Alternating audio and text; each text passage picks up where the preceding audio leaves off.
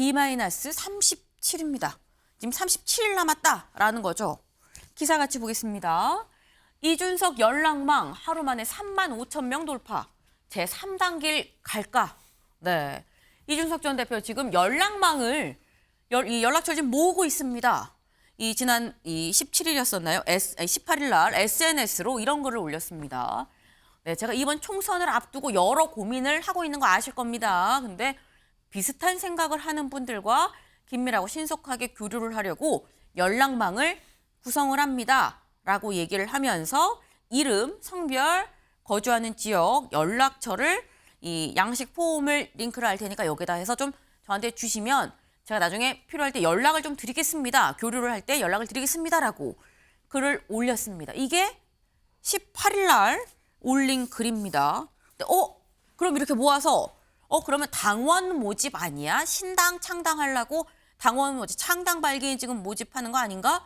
생각할 수 있는데 여기에 대해서는 또 확실하게 아니라고 적었습니다. 저와 비슷한 생각을 하는 분은 신속하게 교류를 하기 위해서인 거지 기재해 주신 정보는 발기인, 당원 명부 등엔 활용되지 않습니다라고 얘기를 했습니다. 아직 신당 창당 본 작업으로 들어간 건 아니다라는 점을 또 선을 그었어요. 네. 약간 같이 연락하려고 연락망을 만듭니다라고 하는데 또 창당 발기는 아닙니다라고 얘기를 하고 김광삼 변호사님.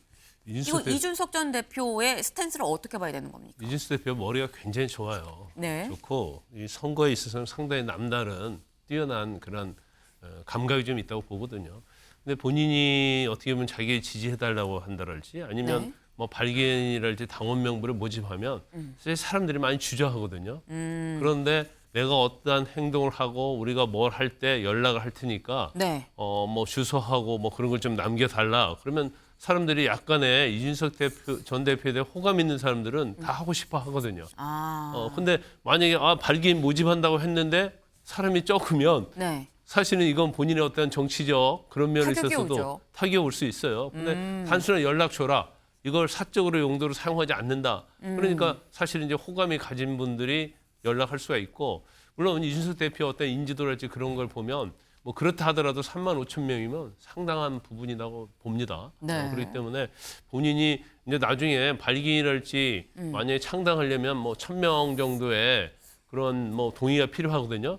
그때 뭐 연락해서 해주시겠습니까? 하면 또 그중에 하는 사람들이 꽤 있을 수 있겠죠. 그런 것 때문에 인적 자원을 이미 이제 확보를 하고 있다 이렇게 볼 수밖에 없는데 제가 볼 때는 이준석 대표가 이제 최근에 좀 당황할 가능성이 크다 이렇게 봐요. 왜냐하면 뭐 때문에요? 윤석열 대통령이 변화하지 않으면 신당 창당한다고 했는데 생각지도 않은 길로 지금 국민의힘이 가고 있단 말이에요.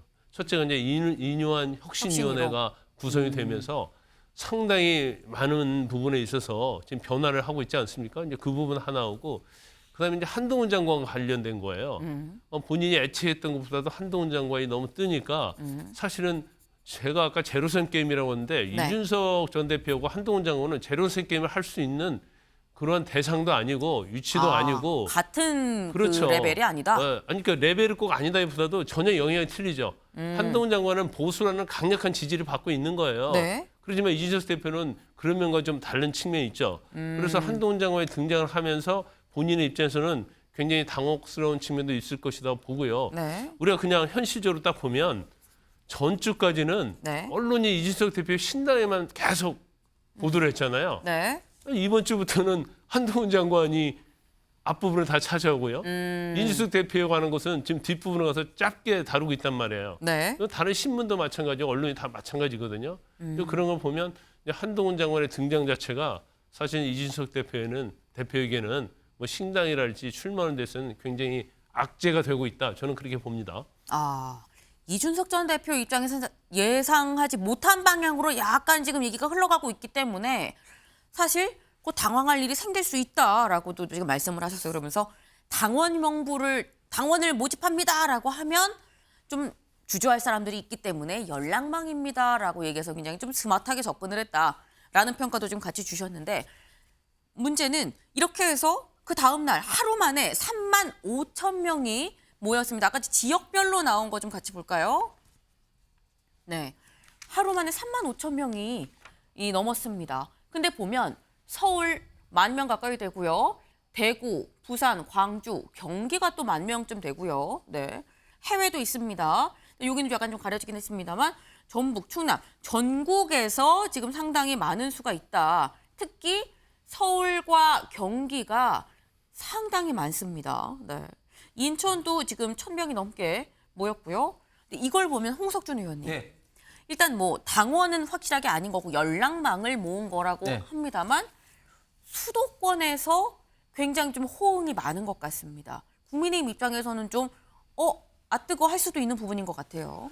예, 이준석 대표가 그 한국 그 정치에서 특히 이제 2030 그 젊은 층에게는 굉장히 어떻게 보면 좀 신드롬이고 아직까지 2030을 대변하는 어떤 정치인으로서의 어떤 영향력은 굉장히 큽니다. 그것이 이제 저런 숫자로 나타나고 있는데 네. 좀 전에 이제 김광석 변호사가 이야기하신 것처럼 저도 이제 당원을 모집하다 보면은 이제 사람들이 뭐에 가장 이제 조금 주저하냐면은 네. 뭐 일정 부분 돈을 내는 것도 주저하지만 그보다 더 주저하는 건 개인정보면 개인정보.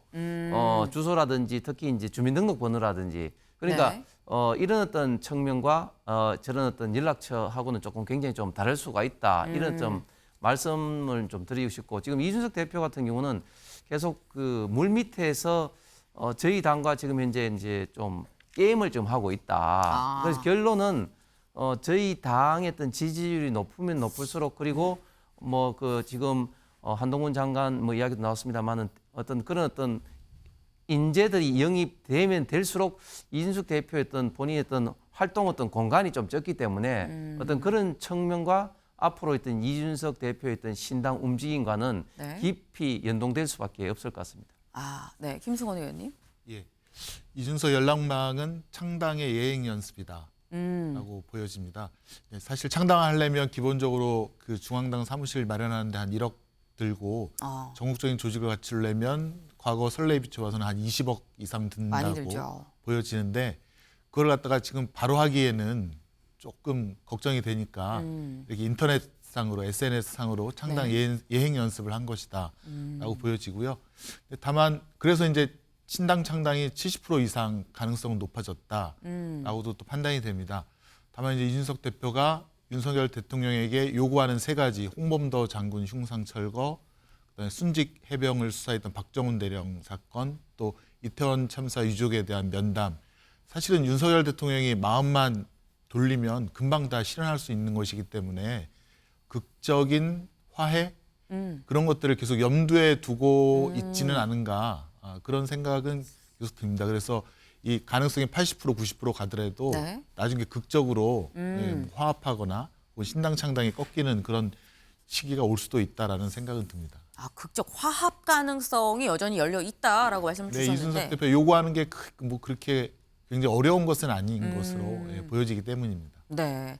지금 저희 또 질문이 들어왔습니다. 박재천재님 35,000명이라고 하는데 역선택으로 진보층이 오히려 연락한 게 더 많은 거 아니겠느냐라는 얘기도 했습니다. 주원기 의원님 어떻게 보세요? 예, 진보층의 역선택의 가능성도 좀 있지만 요번에 요 이제 35,000명의 그 면면들이 좀 흐름이 2030 세대가 좀 압도적이라고 하더라고요. 특히 서울이나 인천, 경기 이제 이쪽에서 이제 그러니까 그 진보층이라고 얘기하는 패러다임이 바뀌었다는 걸 이준석 전 대표가 강조한 것 같습니다. 사실 과거 같은 경우에는 서울, 경기 그리고 2030이 어떻게 보면은 진보 측의 그런 어떤 움직임이다. 이제 네. 이렇게 예측이 됐었지만 이제는 그게 아니라 우리 이 진보 측이라고 얘기하는 게 아니라 2030 세대는 언제든지 어디로든 우리는 움직일 수 있다. 이렇게 볼 수가 있기 때문에 네. 이준석 전 대표가 노리는 정치적 공간이 바로 진보도 보수도 아닌 어떻게 보면 새로운 물결을 지금 모색하고 있는 부분인데 저도 김승원 의원님 의견과 비슷한 부분은 저는 막판에 계속해서 극적인 화해를 요청하고 있는 부분이 없지 않다. 왜냐하면 예행 연습이라는 것은 그렇다면은 어떻게 네. 보면은 또 덮을 수도 있는 가능성도 있는 거거든요. 이게 어떻게 보면은 저번에 장제원 의원께서 버스 유세라고 할 수 있는 그거에 대한 맞불을 놓는 행동이거든요. 온라인으로 나는 이 정도 모을 수 있다. 그게 유치해 보일 수도 있지만은 네. 결국에는 그게 모아져서 국민의힘에게 마지막으로 어떤 기회를 줄 수도 있다라고 할 수가 있는데 네. 그렇지만 이준석 전 대표가 지금까지 해왔던 행동과 말들이 너무나 건널 수 없는 강들의 말들을 많이 했다. 이거는 보수층에게 제가 꼭 진보를 응원해서가 절대로 아니라 보수층에게 마이너스 요인일 수밖에 없다. 그렇게 판단합니다. 이준석 전 대표 뭐 극적 타결 가능성도 있을 수 있지만 건널 수 없는 강을 건넜다.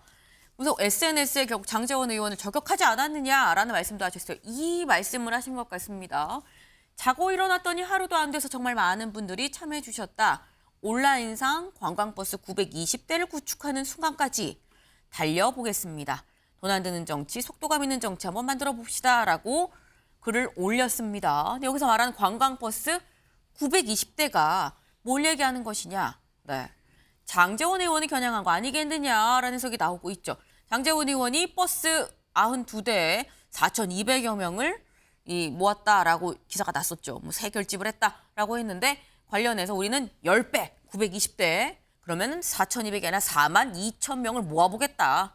그날까지 달려보겠다라고 지금 얘기를 했습니다. 네. 근데 그럼 홍석준 의원님 네. 이미 35,000명이 넘었거든요. 42,000명이면 몇천 명 안 남은 건데 얼마나 많이 모일 거라고 보십니까? 최종.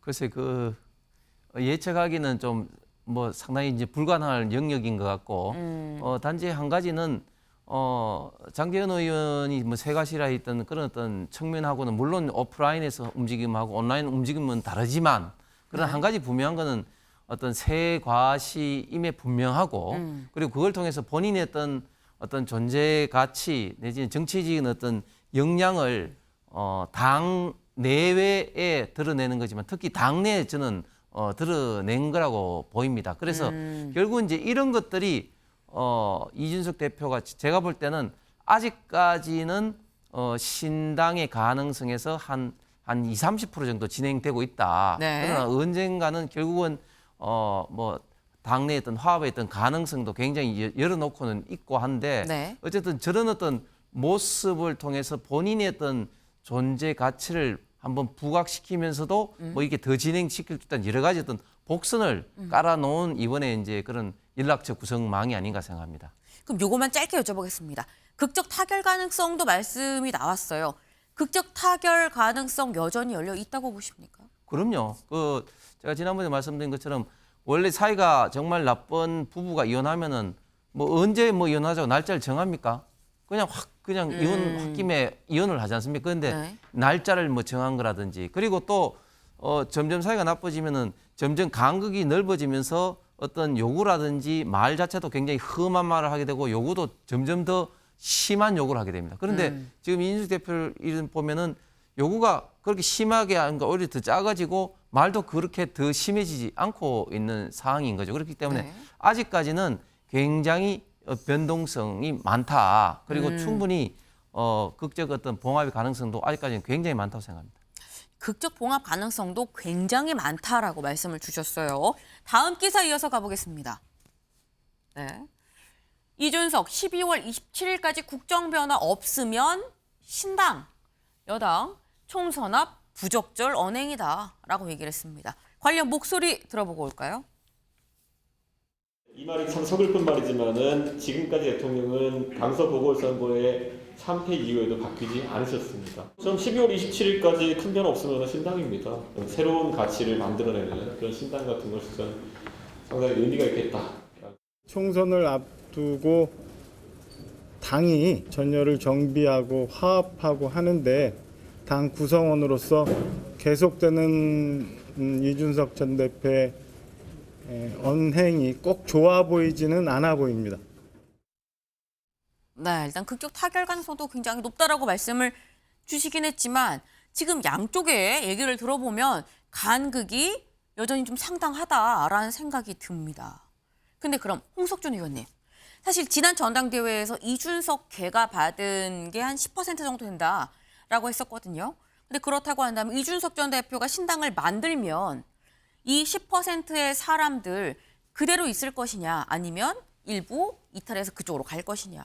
그 10%의 숫자와 신당하고는 저는 전혀 관계가 없는 숫자라고 전혀 봅니다. 관계가 예, 없다. 왜냐하면 지난번에 천하용인으로 중심으로 해서 나온 어떤 그 후보들이 받은 것은 어차피 당 내에서 활동을 전제로 해서 이제 좀 새로운 어떤 참신한 목소리를 좀 내발하는 그런 어떤 지지층이 보낸 것이지 그분들이 뭐 예를 들면 탈당 신당을 만들 때 뭐 10%가 지지하는 그거는 완전히 다른 이야기라고 생각합니다. 네, 완전히 다른 이야기다. 주원기 의원님 어떻게 보세요? 근데 다른 이야기라고만 저는 생각하지 않아요. 네. 사실은 왜냐하면 국민의힘 안에서 그때 이준석 대표가 그 바람몰이를 했을 때 국민의힘의 완전한 어떤 골수 지지층이라고 보기보다는 이준석의 인물론에 또 기울었던 부분들도 많거든요. 그러니까 그런 당원들이 일부 어떻게 보면은 네. 이준석 신당으로 옮겨갈 수 있는 저는 가능성도 충분히 있다. 저는 그렇게 생각합니다. 네. 지금 신당, 창당 그렇다면 국민의힘에서 기존 당원 중에 얼마가 더 이탈을 할 것이냐, 안 할 것이냐 여부도 사실 관심 포인트가 될 수 있어 보입니다.